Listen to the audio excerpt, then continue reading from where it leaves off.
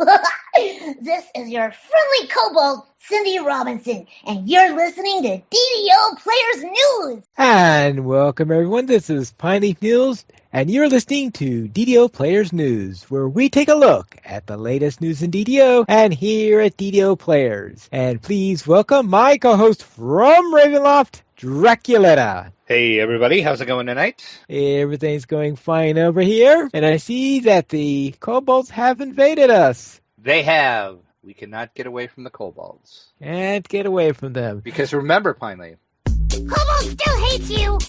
Remember that. I'll try to remember that.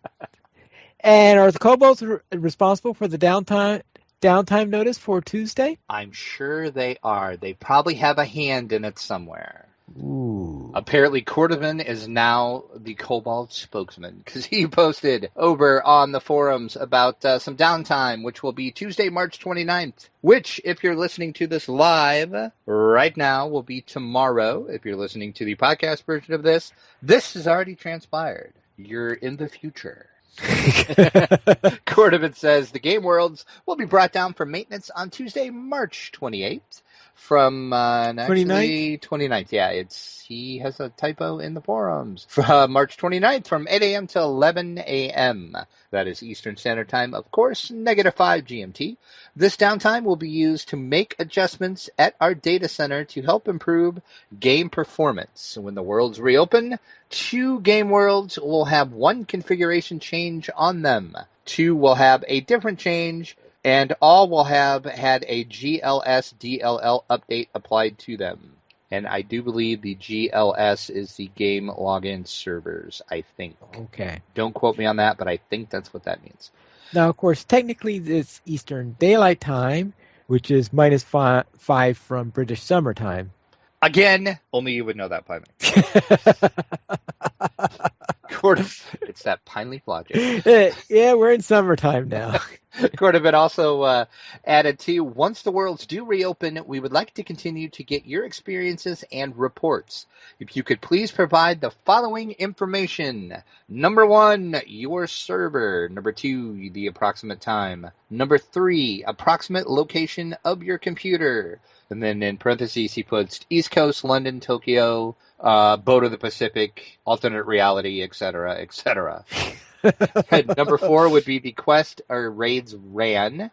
The difficulties ran would be the 5th thing they're looking for. Your character class, they're also wanting to know number of players in your group and anything else you think we should know.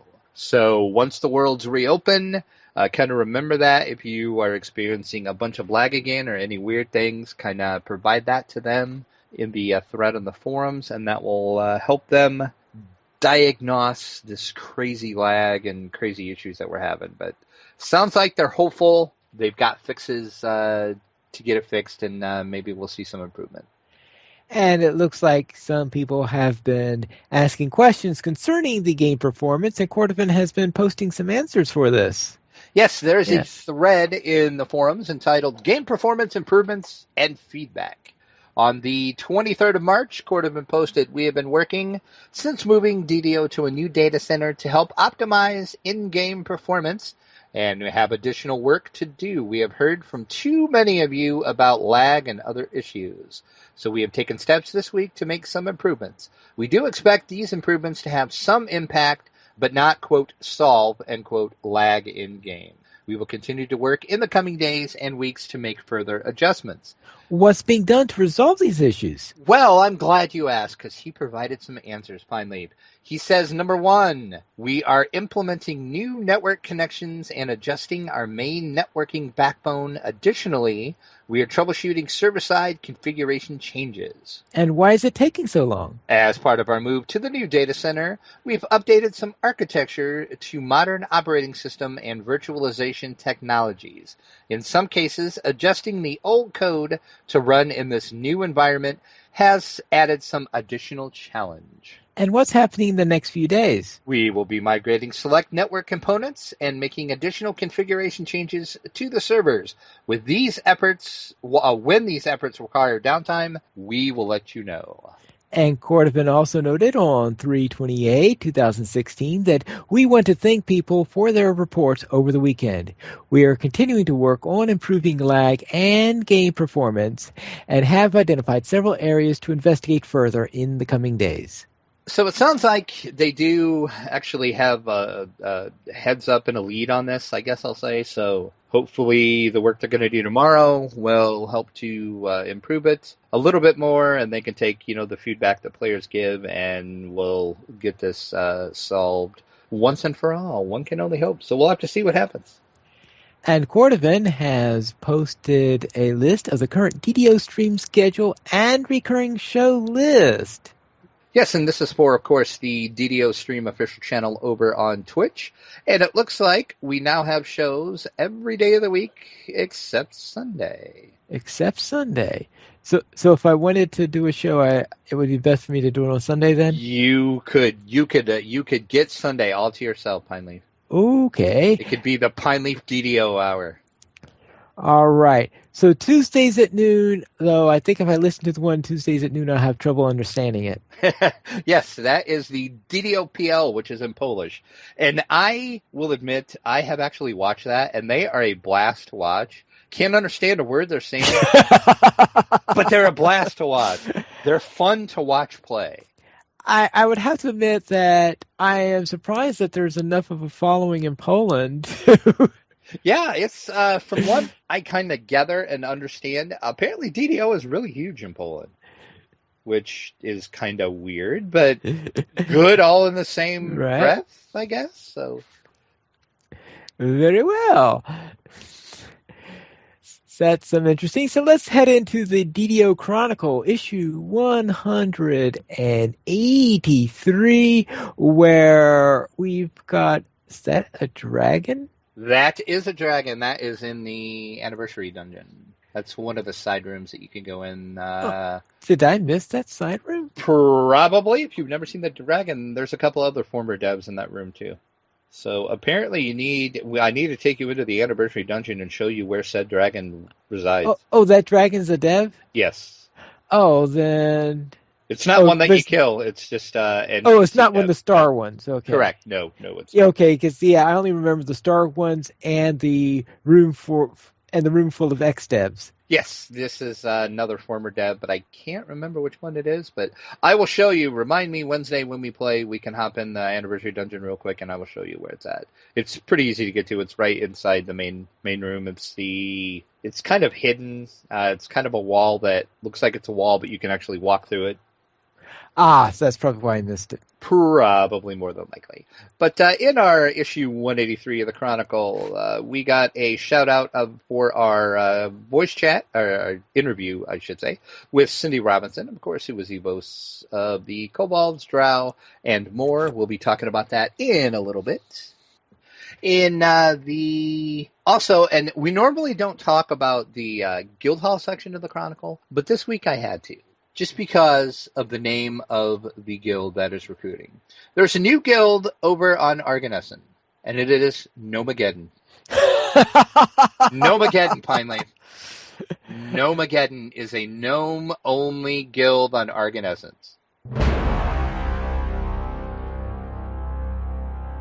Gnomes are coming. They're coming for you. So, they are a guild currently of low-level characters, but they have big plans. Of course, everything to a gnome would be big.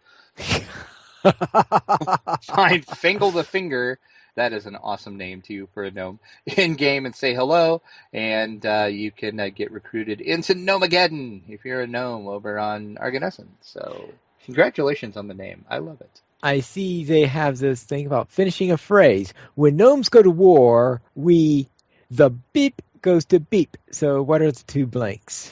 Well, you fill yours in, and I'll tell you what mine is. So what is yours? See, when gnomes go to war, the orcs go to party. I don't know. Wow. Sorry. Is that the best you have, Pineleaf? Okay. Obviously, I'm on a bad day right now. I guess so.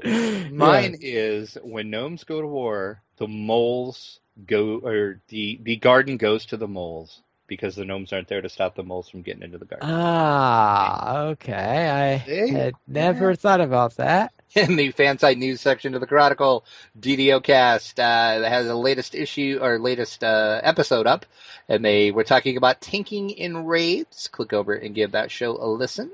The Unheroics try to free Dalera. Click over and give that a watch. Jeff over at DDO Gamer ask an important question about gnomes. And so I will ask you the question that Jeff over on DDO Gamer asked finally. And you tell me your answer for this, and it better be a lot better than your previous answer, too. Just say it. What do you call a bunch of gnomes? What do you call a bunch of gnomes? Let's see. Something. I need something better than a noise of gnomes, obviously. Let's see. And Bonnie V's in the chat, and she's saying you can't stop Gnomageddon. Anting says a bunch of gnomes is called a geddon of gnomes. Well, yeah, actually, I guess it makes sense. That The Jansen family says Bonnie View. That is well played, Bonnie. I said it's a gaggle of gnomes. Well, I was trying to. That's the first thing that came up to my mind, but then the reason I didn't go with gaggle was, other than the association with the geese, of course, is that gnome, even though it starts with a G, the first sound is actually an N. So I'm trying to think of something that goes with an N. Then how about what Gumsgang just said in the chat? A nuisance of gnomes. Oh, a nuisance of gnomes. I like that, Gumsgang. Yeah, that might actually work. So click over and read some of the comments on Jeff's article over on DDO Gamer. Are pretty interesting too. So give that a listen or a watch. And other than that, that's it for our Chronicle, other than the Chronicle screenshot, where they found broccoli, finally. The 10-year quest for broccoli comes to an end in the 263 DDO screenshot of the week. You mean we've gone all that time without any broccoli? That's right. We finally found... you've probably never done the /LFB in game, have you? Do /LFB. That's all I'm LFB. I'm not going to ruin it for you. Just next time you're in game, do /LFB. Well, I'll see if I can remember it, but I'll remind you Wednesday. All right then. Yes.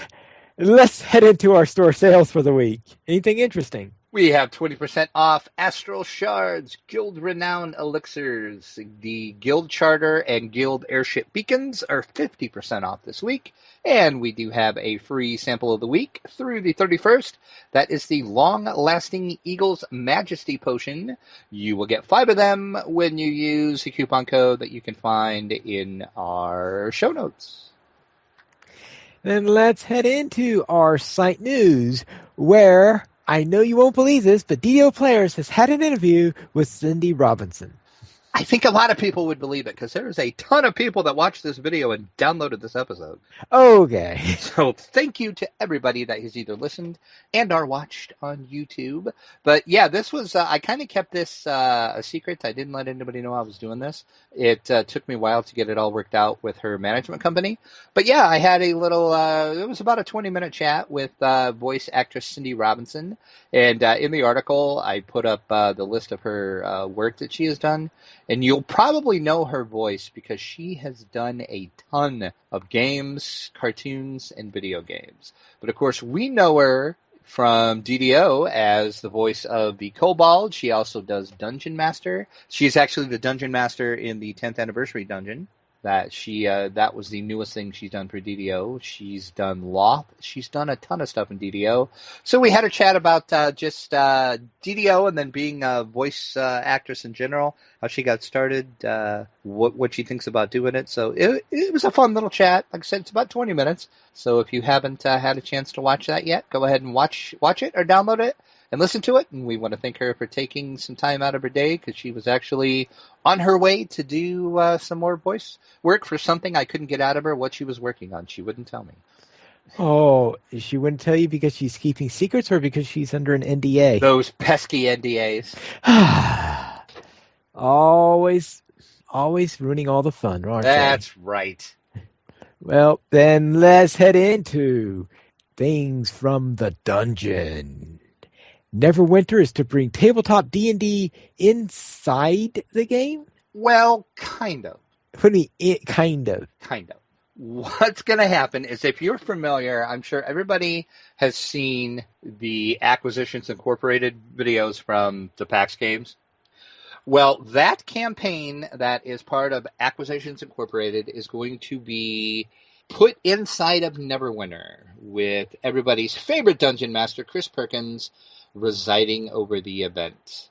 And what's going to happen is it's going to be a tabletop experience with you being a mini that's playing through the campaign in the Neverwinter game.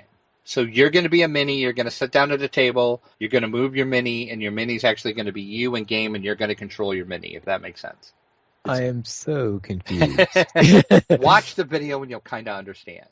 But Neverwinter says about this, Portobello da Vinci now joins Raspin Duruth with his own marvelous game in Neverwinter's newest event, Portobello's Campaign. Chris Perkins, principal story designer for Dungeons & Dragons, joins the cast of Neverwinter as adventurers play through an all-new D&D tabletop experience inspired by the popular Acquisitions Incorporated live game presented by Wizards of the Coast and Penny Arcade.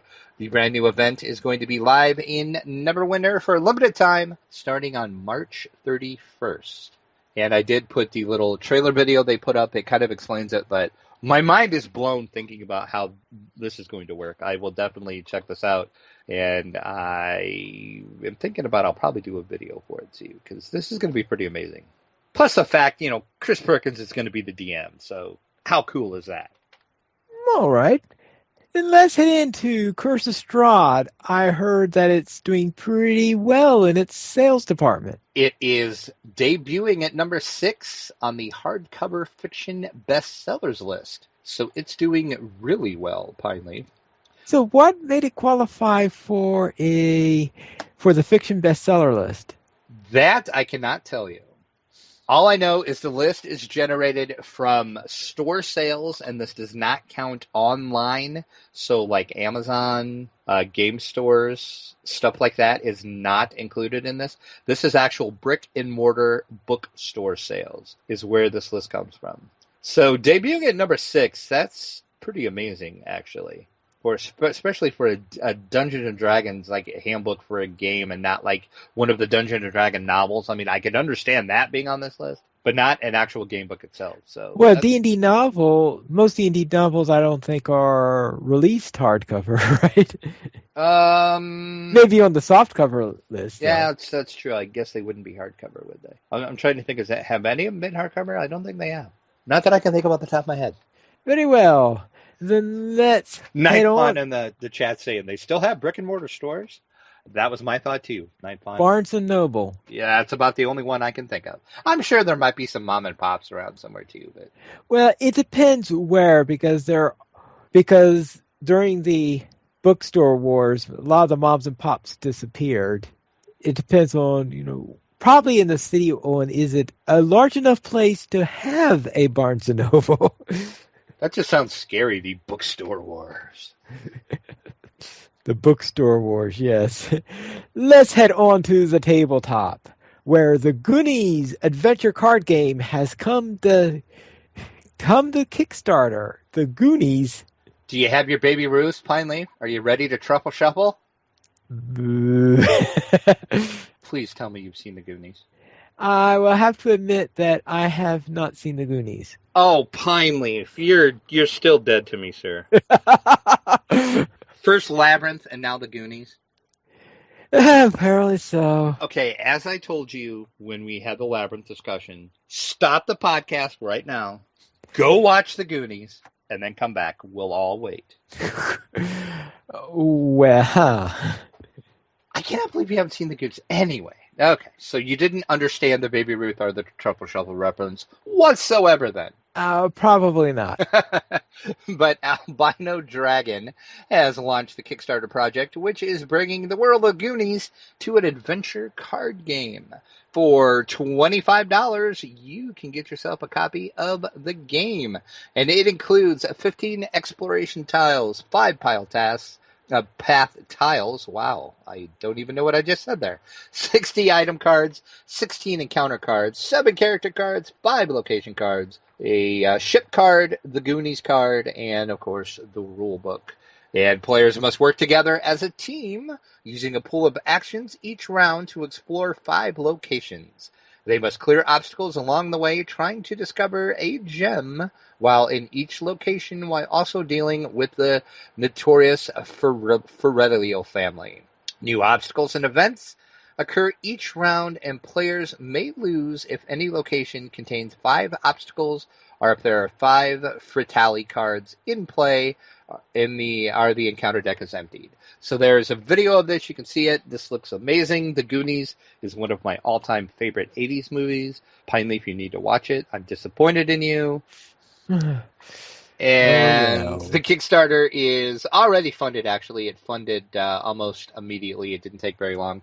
It's got 16 days left. Currently, they're at 29,743 of their $10,000 goal. So they are well on their way. And they did say they are going to have some stretch goals that are going in as well. So we will keep you abreast of that. And it looks like I just looked on the Kickstarter page now.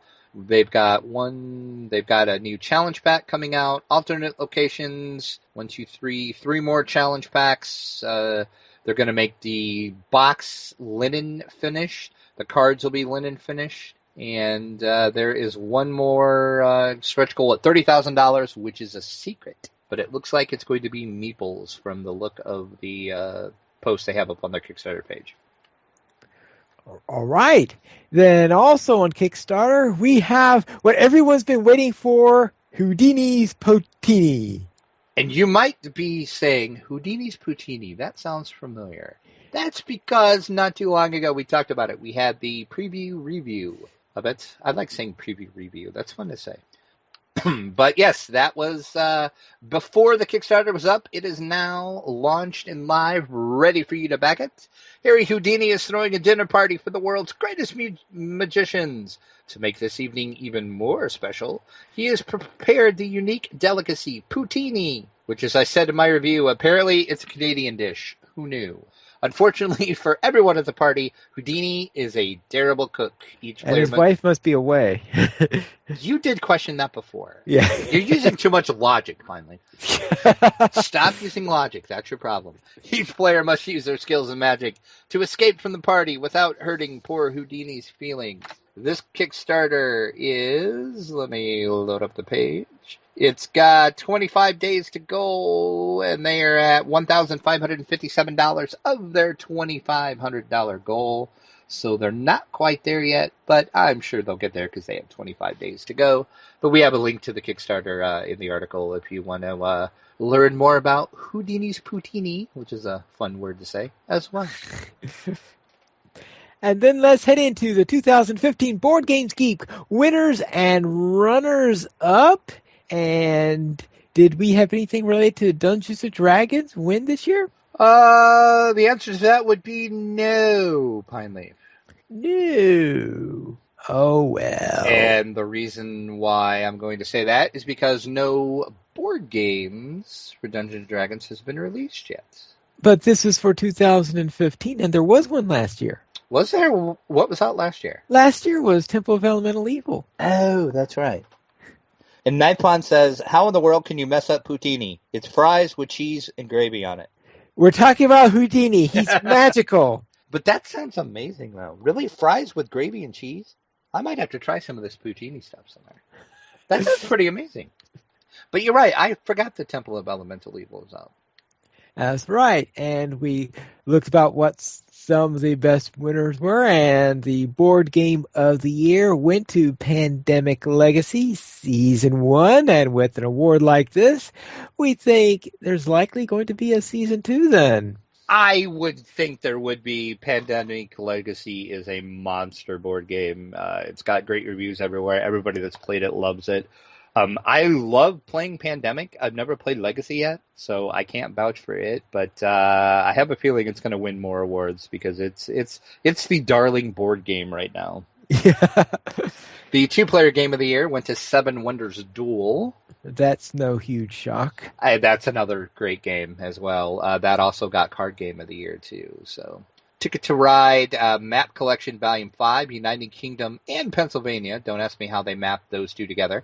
Well, one expansion of the year. Yeah, they've put them on the two sides of the board. I saw a playthrough of this on, I think, Dad versus Daughter, where they were playing the two sides, and each of them have their own unique features to them, because the United Kingdom one includes innovations where you say tech advancement for the railroads, since you had a lot of stuff in the UK during the early days of railroad. And then Pennsylvania has a lot to do with stock, because you know how American railroads were in their stock wars. Okay, that makes sense. And Pandemic Legacy also won the most initiative game of the year, strategy game, and thematic game. So lots of wins for Pandemic Legacy. And the solo game of the year went to Tiny Epic Galaxies, with runner-up being Hostage Negotiator and Baseball Highlights of 2045. Tiny Epic Galaxies is an awesome game if you've never played it. It's really, really fun. I highly recommend that game. Let's see. War Game went to Churchill, which I'll admit I've never even heard of, but congratulations to them for winning. And we also had Video Game of the Year was Fallout 4. I guess not too many people are surprised with that. Yeah, that's no surprise there at all. That game is just a monster as well. And it looks like it won in a lot of the categories because of that's no surprise. That's different systems on there. So you can check out the full list over on the article, and I also linked over to the Board Game Geek site itself, where you can read about some of the games. So congratulations to all of the winners and runners-up. Then it is time for us to head into our week in DDO to find out what we have been up to. And Drac, I've heard you had a busy week. I did. I played a lot this week. Well, I guess that I was kind of making up for the week and a half I couldn't play when I was, almost dying of the flu. So there's that. But over on Kenneth, we'll start with my Shadar Kai, still holding at level 18. I'm not taking my level, because right now all I'm having the Shadar Kai do is run through the Devil's Gambit, Grim and Barrett. The quest for the quiver rolls on and on and on and on. And you seem to be storming the market for docents, though. Yeah, I could open up a docent store at this point. I had 2 of those drop for me. I'm like, seriously? I get all excited every time I see a name drop. I'm like, this is it. This is it. The docent. And then again, it's like, oh, look, it's the Ivy Helix. Oh, look! Oh, it's the docent again. So stupid quiver. At this point, I'm just going to keep running that stupid quest until I get that quiver. Who knows? I'll be like so over leveled, I won't even want the quiver anymore at this point. Now it's just like I got to beat the RNG at this point. That's all it is. My rogue is level 7. I have a level 7 rogue that I'm running around with one of my friends who started playing again. We ran the 10th anniversary dungeon because he has never ran that. Well, actually, he said he did try to run it, but he didn't make it all the way through. So we ran through that so he could see the end of it. He laughed when he saw who the quote-unquote boss of the dungeon was, because he had just ran through Korthos not too long before that. So he really got most of the jokes. It was fun. And then we decided to do Party Crashers because why not? Because you wanted to see it from a different point of view? Yeah, and it was kind of funny because we were like halfway through the dungeon and he's like, hey, we were just in this dungeon. And I'm like, you're right, we were. So you have that. And actually, Party Crashers this time went really well because he was able to do some of the objectives at the end, and we didn't actually have to fight too many people because he was able to bluff, and I forgot what he did for the other one. I did one of them, and he was actually able to bluff a couple of them. So yes. So that helped out. Failed on. Exactly. That helped out immensely. The end fight was not as bad because if you remember when you and I did that end fight, it was just like insane. And then he reached level 8, and I was still at level 6. I was probably at 6.5. So I decided I was going to go into House Kandaric because I figured if I run a couple more quests, I should be able to hit 7, because I was pretty close to 7. And I figured it would be easier if, we were only 1 level apart and not 2. So just by myself, with my rogue, I ran the Lair of Summoning, Chamber of Insanity, and the Ruin Halls, did them all on hard, which actually is what I needed to reach level 7. So now I think him and I are going to go back on the second part of Delaras, because we had started Delaras and then we stopped it. So I thought you were going to head out into the temple. I'm thinking about taking him in the temple pretty soon, too. I'm going to ask him, do you want to see the temple or do you want to finish Delaras? So I'm going to leave it up to him. So we'll see what he wants to do. And then my static group that I'm running with Mythery, Sabajade, and Rent, we finally played again. It's been a while since we played. My ranger is 15 on there. We were out in the giant hold, and I completely forgot to write down what we did, but we did like 4 quests, but I don't remember which. The Crucible was not one of them, thank God, but that's coming next time we play, which hopefully will be this week. So. Wait. You're still trying to get the quiver on your ranger? Yes. And then my level 20 ranger, which I used to run with you, but we have switched that up now, which I'll let you talk about in a minute. Right. I decided, you know what? I'm going to take her into Devil's Gambit and try to get the quiver on her. And guess what? No. No quivers. No quivers to be had for me. I got, I want to say, 2 IB Helixes, though.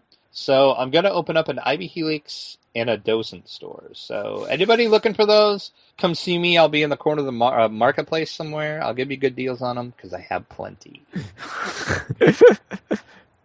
And then let's see, I'll let you talk about what we did then. Over on Argo, my Wolflock reached level 20 because I was invited to run with the damsels. They were doing some shroud flagging, so we did Rainbow in the Dark and the Cold Chamber. And we found out, or at least I found out, that it's really hard to do the Cold Chamber when you're a wolf because it's really hard to jump up on those ledges. And then Rainbow in the Dark was interesting because that's the first time I actually have held the light before. Every time I've done that, I've always ran it with somebody, and they've always took the light. So that was an interesting way to do Rainbow in the Dark.